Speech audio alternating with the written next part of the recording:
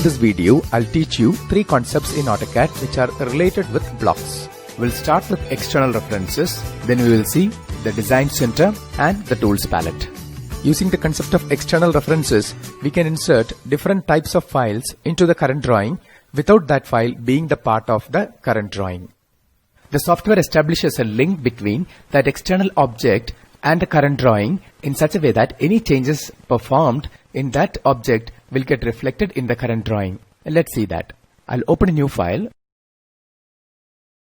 and I'll create a room with a dimension of 1200 by 450 centimeters. So I'll go to rectangle, I'll click the first corner here, then I'll go to dimension option and I'll give a length of 1200 and a width of 450. And I'll click to define the opposite corner point and let this profile indicate the inner dimensions of the wall layout of a hostel room. And I'll give an offset command to create the wall thickness of 20. I'll select this object and I'll pick a point on the desired side. Next, I'll save this file. I'll go to application button and save as, and I'll call it as hostel room. Next, I'll give the command xref for external reference. So I'll type the letter XR as the abbreviation. Now you will get the xref palette. Over here, we have an attach option, and you can attach several different types of files. You can attach a DWG or image files, etc. So I'll click on DWG and I'll choose the bed file, give open. Now you will get 2 options here. That is the reference type. It can be attached or overlaid. I'll choose attachment.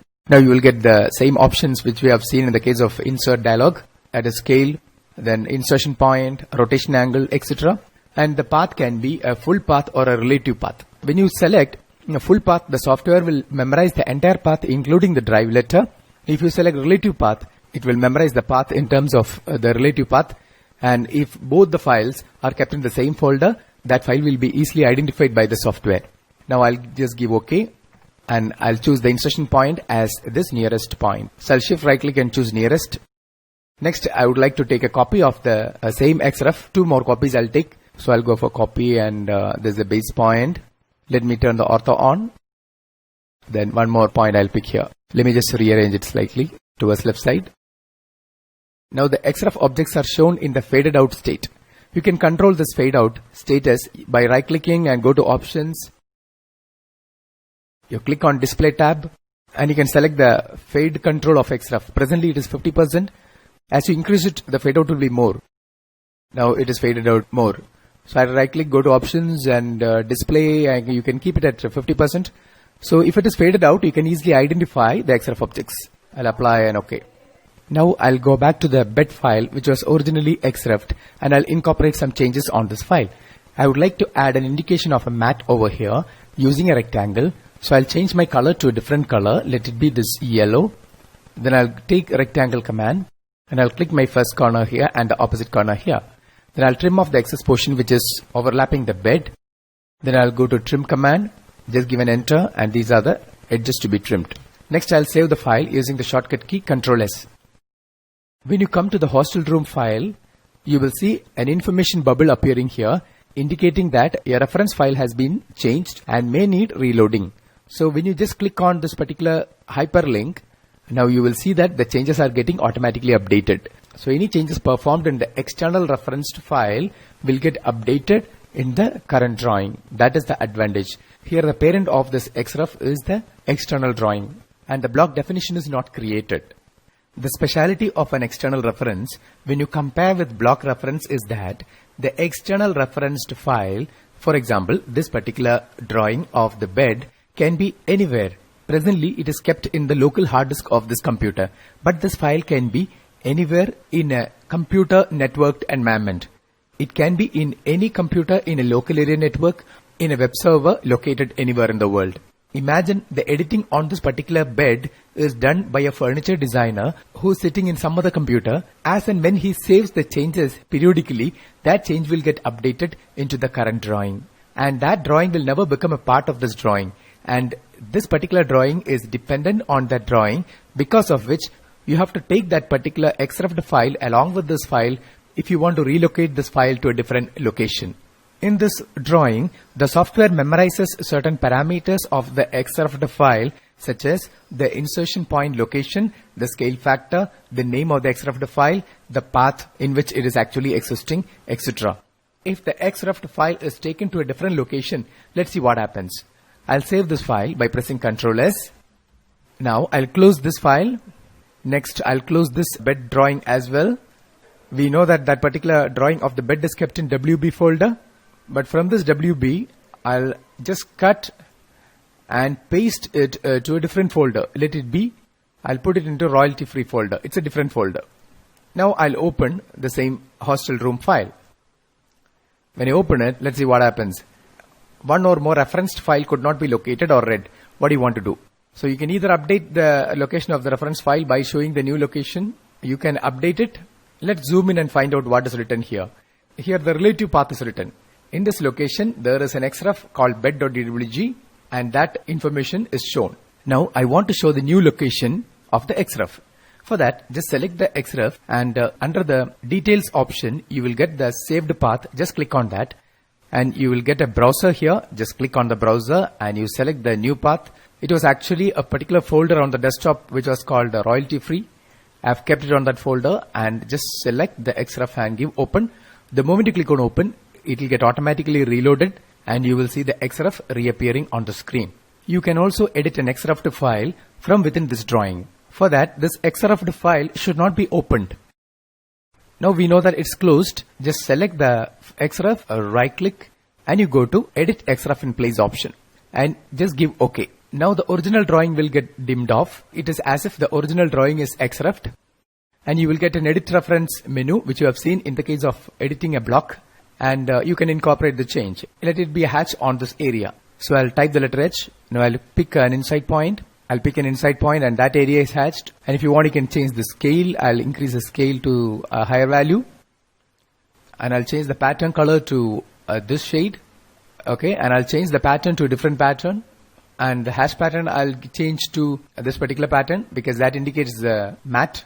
Then I'll go to save changes option and just give OK to see the changes getting updated on rest of the references. Now let's see the original XREF file and find out whether this change is reflecting in that file. So I'll go to open and I'll open the file from the new path, which is the royalty free folder. I've kept it there and just give open. Now you will see that the original XREF file will also get changed.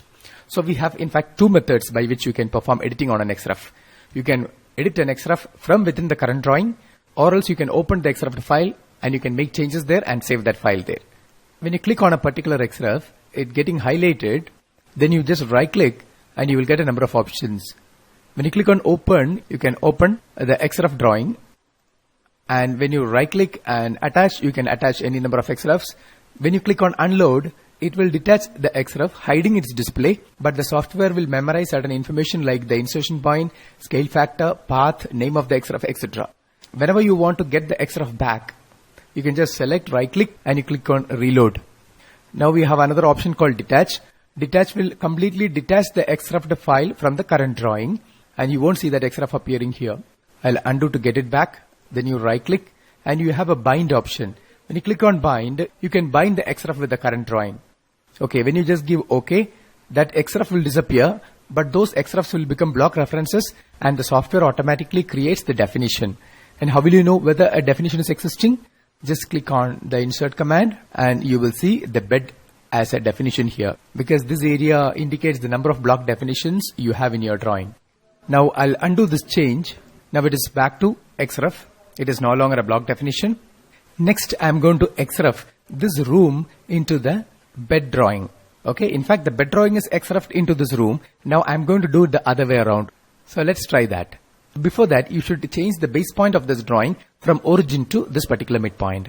So I'll click on block and you select set base point option and you click over here. Now the base point is relocated. Now I'll save this file, press Ctrl S, go back to the bed drawing. Now go to attach DWG and you select the hostel room, reference type to attachment, and when I give OK, I'll get a message that circular reference detected. Because you have taken the reference type of the bed file in the hostel room is taken as attachment. Okay, that reference type can be changed by selecting the XREF and go to reference type and go to overlay. Now save the file, go back to the bed drawing Next, you go for one more XREF. I'll go to attach DWG and you select the hostel room file and select reference type to attachment and give OK. Now you attach it in a convenient location. Let it be this point. Now any changes performed in the hostel room file will get reflected in the bed file. So let us stretch it and save it. Now you go to bed file and you will get a information bubble appearing asking you to reload it. Just click on it. That change will get reflected. Hence these two files are mutually XREF'd. So that can also be done. So whenever you want two files to be mutually referenced, you should take the reference type to overlay. So that's all about the concept and application of external references in AutoCAD. Next we will see the concept of AutoCAD Design Center. In order to explain this concept better, I'm going to make use of another drawing file, and this file is provided along with the video. And here it is called Design Center. I'll just open this file, and it is a plan and elevation of a house. And this particular drawing consists of a number of block definitions. And if you want to check the number of definitions you already have in this drawing, just click on the insert command and you will see the preview of all the definitions. You can just click and insert this definition to this particular file. But my requirement is to use this definition in some other file without making it a world block. You can use Design Center for such applications. I'll just close this file. Okay. Now I would like to insert some of the definitions from that particular file into this file. Design Center is basically a content management system using which you can share various contents in the invisible table areas in a drawing, such as blocks, layers, etc. You can access the Design Center in various ways. You can go to Insert tab. Here you have a Design Center button. Just click on this button to get this interface. Or else you can give AD Center command using the keyboard to get the same interface. But you have a shortcut key which is Ctrl 2, and that is a preferred method to access this interface. So Design Center is basically a palette. So just like any other palettes, it can be taken to anywhere on the screen, but it can be docked on any side. So I have just docked it right here. On the left side of the Design Center palette, you will see a full-fledged file browser, and on the right side, you will see the items in the various table areas in a drawing. Now I'm going to locate the file from which I'm going to perform insertions of some block definitions. So I'll go to desktop, and here I have a folder called WB, and in here I have a Design Center drawing. Just double click on that. So it will show you the various table areas like blocks, layers, etc. So when you just double click on the layers, you will see all the layers you have in this drawing. Suppose if you want to create a layer called wall, all you have to do is just select the layer wall and you just drag it over here. Now when you look at the layer properties, you will see that layer being automatically created with the properties assigned to that layer. Now I want to go back, so I just click on the back button, and here you have all the options like go back, open, go forward, go up, which are required to perform navigations. Now I'll just click on blocks. Now you will see the list of all the block definitions you have in this drawing. Now I would like to access the double-seater sofa. So I'll just drag it and drop it. This is one way of doing it. Okay. Or else you can just double click over here. So you will get the same insert dialog box appearing, which you have seen in the case of blocks. And over here you can provide the scale factors and rotation angles. Suppose if I want to rotate it by 180 degrees, I'll give 180 and just give OK. Now I have got another version of the same block rotated through 180.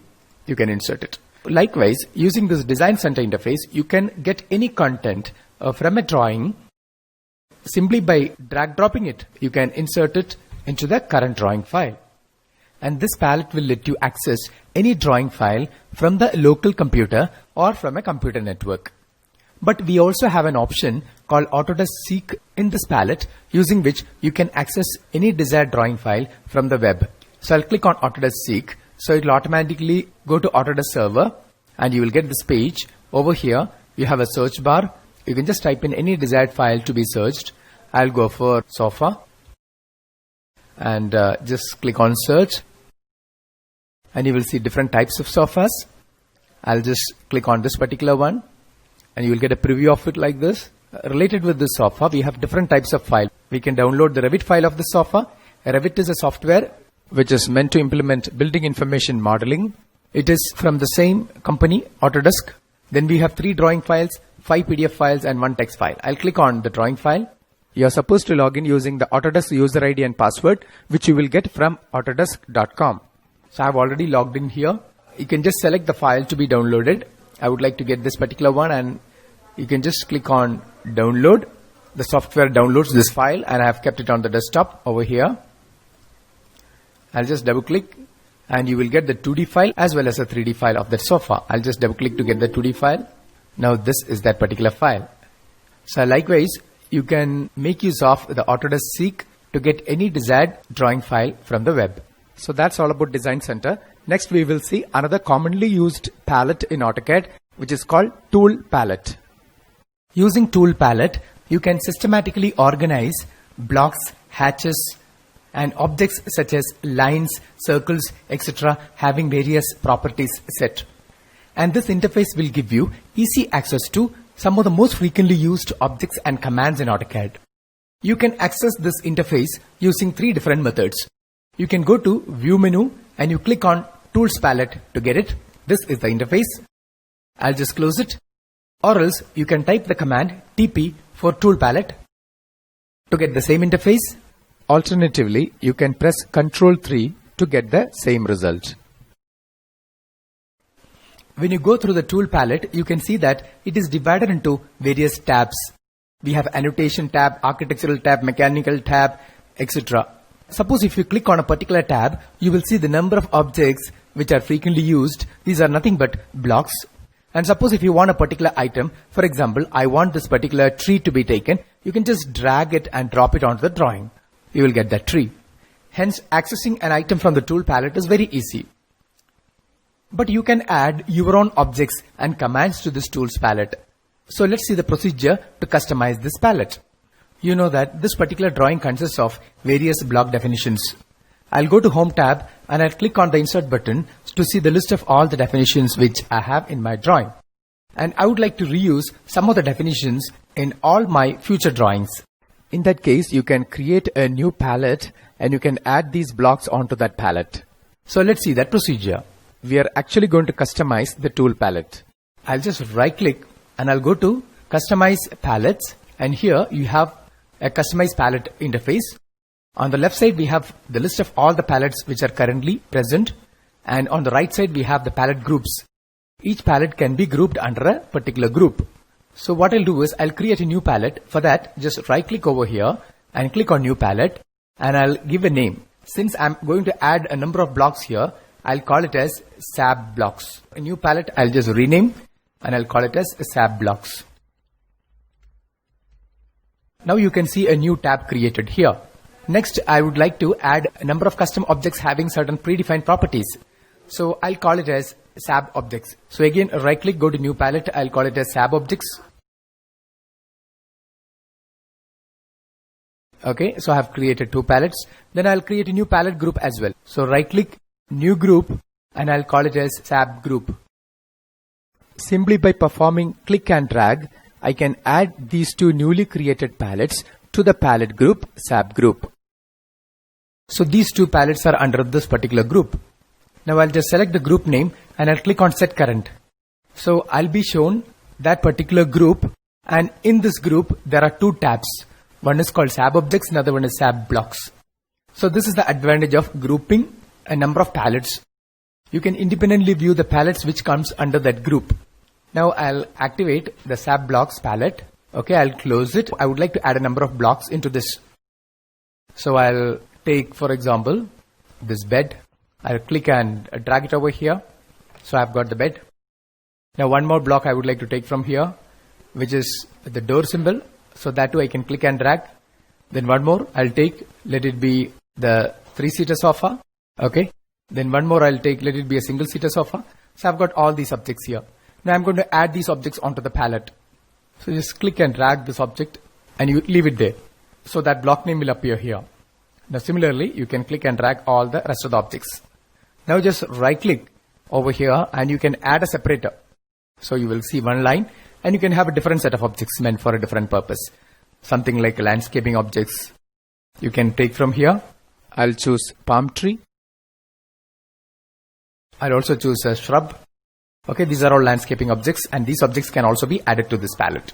Optionally, you can right click and add a text to provide some information related with objects. I'll add a text and I'll call it as landscaping, and just drag it. I can keep it on top. You can also perform copy paste operations on the palette. I'll right click over here and I'll copy, and right click again and I'll paste. Okay, so you will see the same sofa appearing here. I'll drag it and drop it over here. So you will see the sofa appearing here. I'll right click and I'll go to properties to get the properties related with this object, and I'll rename this as a sofa rotated. Then you can give a scale factor if you want. You can give a rotation angle. I'll give 180 degree as a rotation. Okay, and I'll give OK. So this is nothing but a rotated sofa. Right click and add a text, and I'll call it as furniture. So that is my new palette of blocks. Next, we will create objects with some predefined properties and add to SAB Objects palette.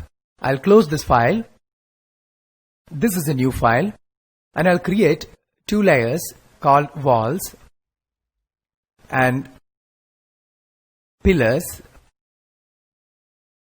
And for the wall layer, I'll assign this particular color, and for the pillar layer, I'll assign a different color. Next, I'll activate the wall layer as a current layer, and then I'll draw a line in it.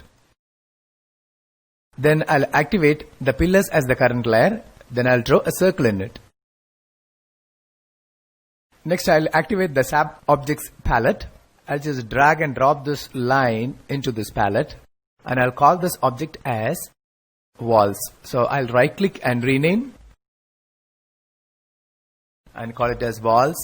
Similarly, I'll drag and drop this circle into the same palette, and I'll rename it as pillars. Next, I'll close this drawing as well. I'll open a new drawing file, and here you can see the palettes which we have created. Now, using the walls, I'm going to create a wall line. Now you can see that presently we have only the zero layer. When you click on walls, you can create lines. But when you click on this arrow, instead of lines, you can also create polylines and other objects. So I'll click on polylines. Now I'll start from this point. I'll turn the ortho mode on, and I'll give a distance of 750. Rightward, I'll move through a distance of 1500. Then in this direction, I'll pick a point. Then one more. Then corresponding to this point, I'll just track these 2 points, and I'll pick a point and right click and I'll close it. Let this indicate the wall layout, and I'll give an offset command, an offset distance of 20. Select object and the side. Okay. Now I would like to create 2 pillars here. So I'll click on pillars, and I'll pick a point over here. Then I'll give a radius of 12. Now I'll take a copy of the same pillar.